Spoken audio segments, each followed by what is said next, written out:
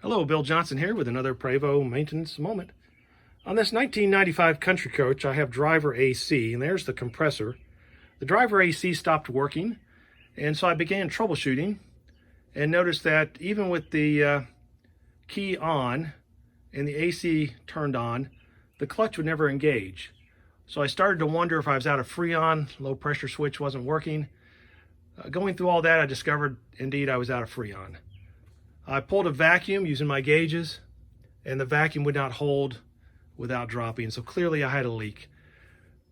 So the first step was putting some dye in there and trying to figure out where. So with this particular bus, you have several locations. There's a condenser that sits here, and you can see where the leak is actually right there, but we're going to come back to that in a second.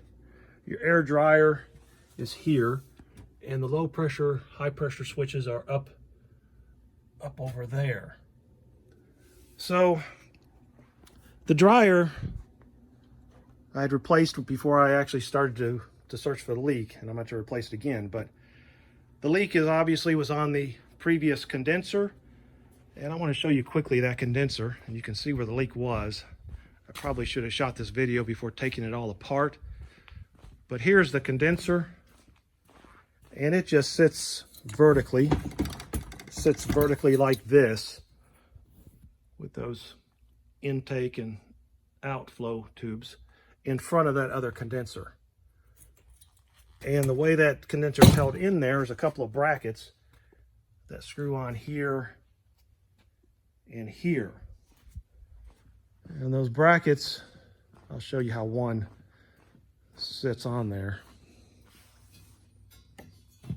You can see how the bracket is bent, and it goes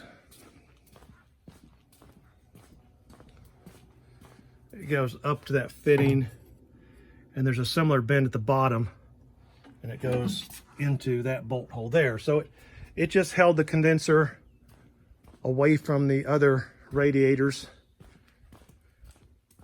and again the radiator would mount, or the condenser would mount on this bracket like so. Now, I want to try to repair this condenser.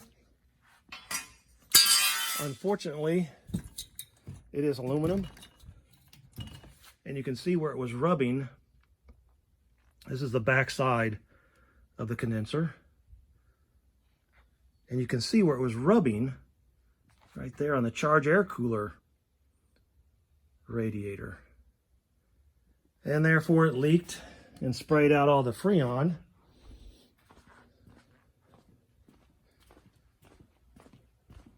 Right where you see this this damp looking area here, and you can see where it was rubbing right there. Both those tubes came up and through there and connected to the air dryer and the high pressure side of the system. So I either needed to repair the leak in the condenser or find another condenser. Talking with Prevost, they have a kit that you can purchase that allows you to put a different condenser in the bus, since that one is no longer available. And here's the instruction sheet, and there are the kit components. It includes 2 new mounting brackets, but the problem with getting the kit was that the brackets weren't available. The condenser was, but the brackets weren't until August. So I have had to modify my brackets and make some new brackets to mount this. So what I did is, you can see that this mounts like so, and it has a reinforcing gusset here in the corner. I left the top alone, but on the bottom, I cut that reinforcing gusset out and bent that leg slightly forward, straight and slightly outward from the condenser, because I needed, with it bent backwards, I don't know if I'm explaining this well or not, but you can see how that connects up there, and down here that leg was bent back and went into that hole. but the condenser is so big that there wasn't space. You can see where the outlet hole of the condenser is. The leg was in the way. So what I did is I bent it out, drilled a hole, and now we have plenty of space behind it to mount the condenser. I then had to make some brackets to mount the condenser to this original supporting structure. So there are both of those, and here are the additional brackets I had to fabricate out of 20 gauge steel. So I'm going to put this together and show you what the final product looks like. Here's the, again, here's the, if I haven't shown you this, the Prevost part number, but you can see there's a Titan part number here. I don't know if that's available online directly from Titan or not. I bought it from Prevost. It was about $620. I'm sure directly from Titan would be a lot less, but then again, it's good to have Prevost available, so I purchased it through them. So let me mount it and I'll show you more. Okay, I have the supporting frame connected to the condenser with these fabricated brackets. You'll see an upper and a lower, and you'll see them on both sides. I've got the support frame parallel with the condenser on both ends. And you'll notice, like I described it before, I had to bend this foot. It used to come back this way, and it would have cut through the condenser. The older one was smaller and fit up in this area fine. But in removing the gusset, bending it out this way to bolt here, left some weakness in this area. So what I did is, in this particular bracket, you can see it's bent 90 here. And I used filler washers on this end and none on the other. And that effectively gave me a 90-degree support angle here, so this wouldn't bend any further because it was cut here and it would easily bend back and forth. So this provides the support on that leg to keep it from flexing. The same on the other side. You can see it would flex without some type of a 90 there. And again, we put washers in there. So both brackets are on the condenser and ready to go. Now it's important when you fabricate these brackets, I actually had to install the support frame in the bus at the top, and I went ahead and drilled my holes in the bottom. I slipped the condenser behind it, and then I had a piece of 2x4, or not 2x4, I had some plywood pieces that we used, here they are, that we used in the bus like this to make sure I had spacing between the condenser and the charge air cooler. And I had two of them in there like that. And that's how I was able to get the angles and the distances right on the brackets. I also used some boards to support it at the bottom to hold the condenser up and in place. And then I was able to locate the holes for the hose. Since the old one both came through here, I had to drill a hole in the bottom.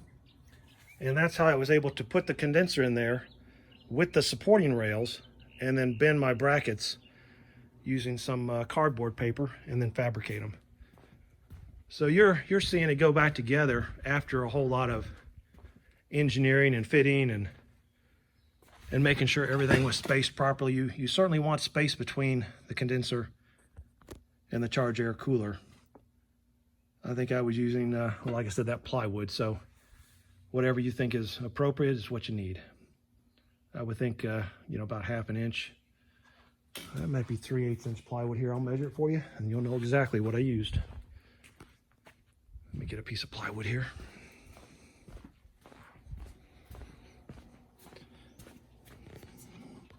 There's the plywood. And I'll measure it and you'll see what I used for a spacer while trying to place the condenser. I don't know where my tape measure is. There it is. I need to pick up after doing all of this, obviously. So just under 1/2 inch. So it looks like it's 1/2 inch plywood, and that seemed to work out extremely well. Okay, I'm going to mount this in the bus, and then I will show you what it looks like. Okay, here we are, all mounted in the bus. I'll give you a wide view here, and you can see I left space. That's the transmission cooler there. Charge air cooler is the one behind there that you saw the wetness on before. It was down in this area behind this new condenser, but I'll give you kind of a close-up of the brackets. That's the high pressure inlet and low pressure or high pressure outlet to the dryer. And you can see it's good and firm in there. I think it worked out pretty well. We're bolted down to that point. Same here.